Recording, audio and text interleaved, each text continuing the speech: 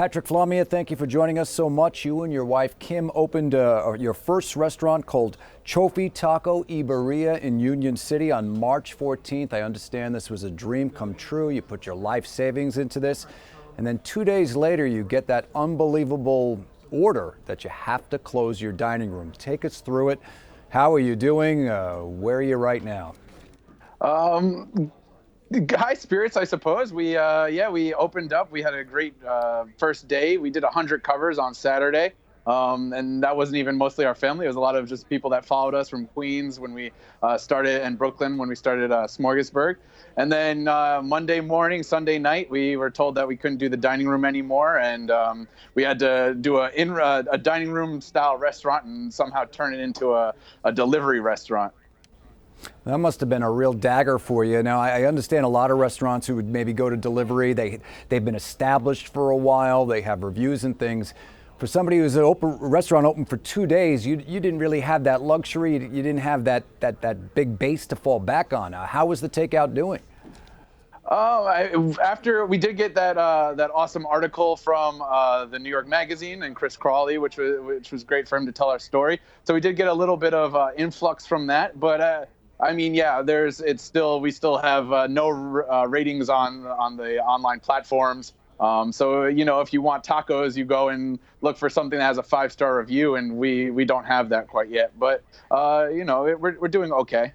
Well, I'm going to ask you about that menu and those tacos because it sounds pretty awesome, and I want to hear about it, and I want to let our viewers know what you have on that menu and how they might be able to patronize your business. But on a day-to-day basis right now, what's your game plan to try to stay afloat and ride this out?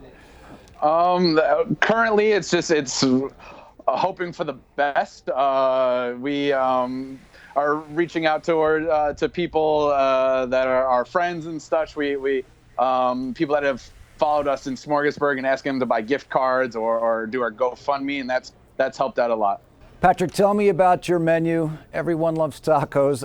These sound quite gourmet. If someone in Union City or wants to drive there or lives there and wants to help you guys out, tell us about some of the treats on the menu.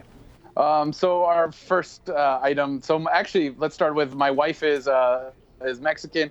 Grew up in Mexico and is bringing her ideas from her grandparents and what she's learned out in Mexico to Union City. And what we started out in Smorgasburg is something that's kind of a little bit popular in Tijuana and LA. It's called birria. It's beef cooked in a stew. They fry the tortilla in that same stew, make it a cheesy fried tortilla goodness. It comes with the consomme, the broth that it's brewed in, braised in, and then you get to dip it on the side. It's cool to look at in pictures, and it tastes even better. And then some other things, everything is handmade tortillas, just a lot of great things from the mastermind of my wife. Wow, it sounds fantastic. I want to try it as soon as I can. I'm sure people in Union City are going to love it.